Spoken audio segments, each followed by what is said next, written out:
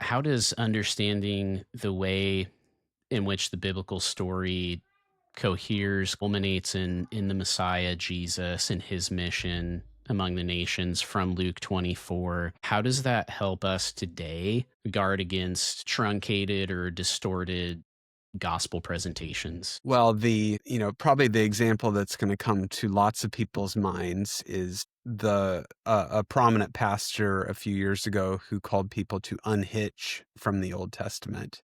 Hmm. And nothing about what Jesus and the apostles are doing is unhitched from the Old Testament. It's founded on it. I had a professor who once said, scratch a New Testament text, and you're probably going to find an Old Testament text underneath it. And so I think one thing that does for us is it gives us depth in our preaching and teaching and even just in our faith, that we're new things. These aren't Yeah.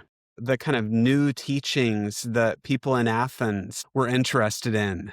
They're always looking for what's the newest thing. This isn't a like fleeting, now trending on X or Instagram. This is the old story, the foundational story that begins with God creating the heavens and the earth and ends with him restoring all things in a new heavens and new earth where righteousness dwells. And we're living in that story.